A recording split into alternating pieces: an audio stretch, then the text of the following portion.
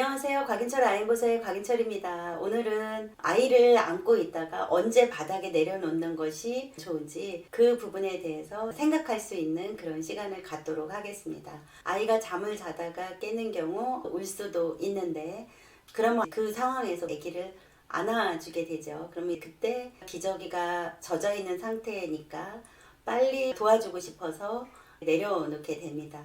아기를 내려놓으면 울 수도 있는데 아이가 기저귀 갈기를 싫어한다라고 생각할 수 있습니다. 물론 아이가 기저귀 가는 게 싫어서 울 수도 있는데 그보다는 아이의 기분이나 상황을 고려하지 않은 채 이제 너무 빨리 내려놔서 올 수도 있다는 것을 생각을 하면 좋을 것 같습니다. 이제 보통 제가 엄마들한테 설명을 할 때 뭐라고 얘기를 하냐면 아기들은 얼굴이 있고 그 다음에 이제 상체가 있고 이렇게 하체가 있습니다. 아이를 이렇게 안아보면 이렇게 머리까지 이렇게 안겨서 머리랑 그 다음에 상체랑 이렇게 다리가 다 엄마 몸에 완전히 이렇게 릴렉스 되어 있는 그런 이렇게 완전히 릴렉스가 되어 있는 그런 상태에서는 아이를 조금 더 안아 주셔야지 돼요. 이럴 때 아기를 너무 빠르게 이렇게 바닥에다 내려놓으면 아기가 올 수 있습니다.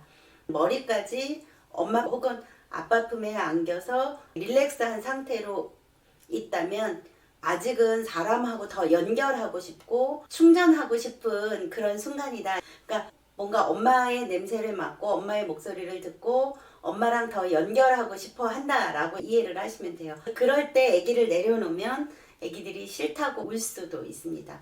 아기의 몸을 볼 때 머리는 이렇게 떨어져 있는데 아직 이 상체가 엄마한테 이렇게 조금 더 붙어 있다면 그때는 엄마가 아기를 조금 더 안고 있어도 좋아요. 그렇게 안고 있으면서 엄마한테 왔어?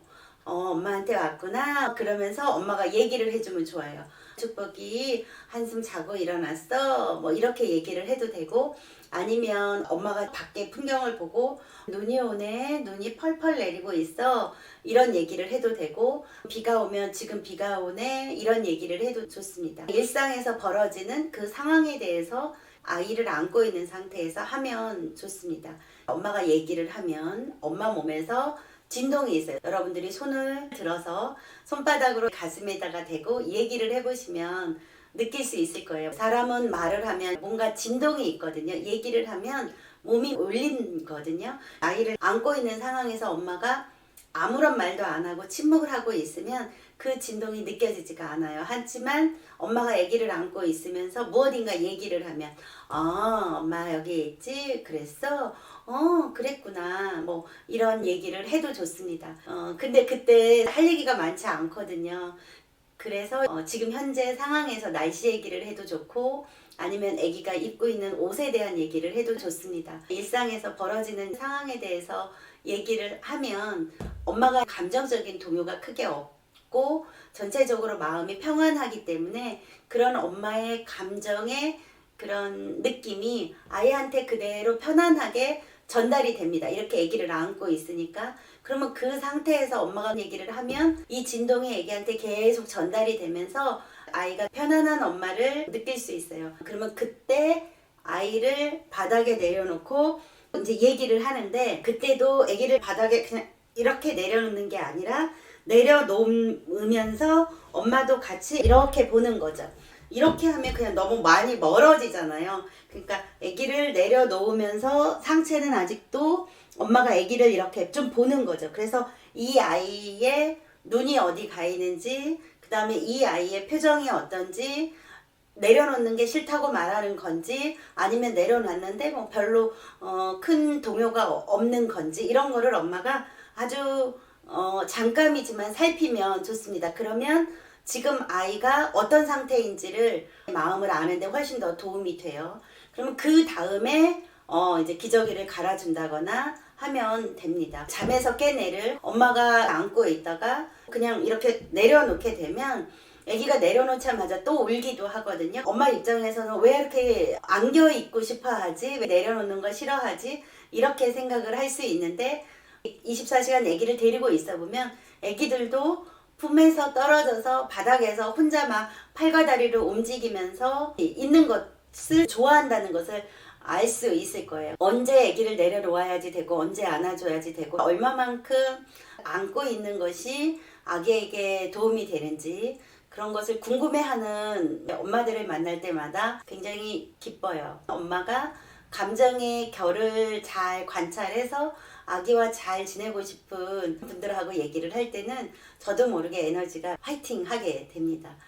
다시 정리를 좀 할게요. 이렇게 안아줘야지 될 때 아기가 안겨 있으면 좀 더 있는 거예요. 응가를 했으면 울더라도 아기를 내려놓고 대변 처리를 해줄 수밖에 없는 거지만 소변만 본 상태다 그러면 안고 있는 상태에서 너무 빠르게 기저귀를 갈아주기보다는 아기가 충분히 나한테 기대서 아기가 어떤 상태로 엄마를 경험하는지 그 느낌을 관찰하면서 판단을 하시면 됩니다. 아기가 몸을 어떻게 움직이는지, 아기는 무엇을 원하는지 그것을 살펴보면 되는데 그때 우리 어른하고 똑같아요. 그 사람이 좋을 때 내가 머리서부터 상체까지 다 그 사람한테 이렇게 기대잖아요.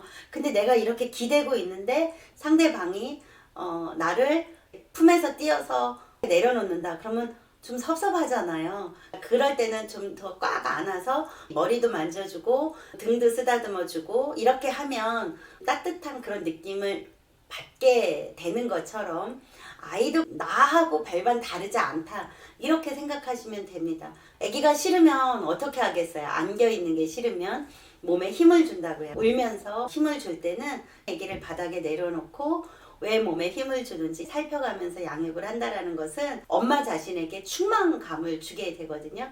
아이한테 집중하는 느낌도 들고 충분히 아기와 많은 시간을 보냈어 라는 느낌도 들거든요. 아기와 함께 지낼 때 양적인 것도 중요해요.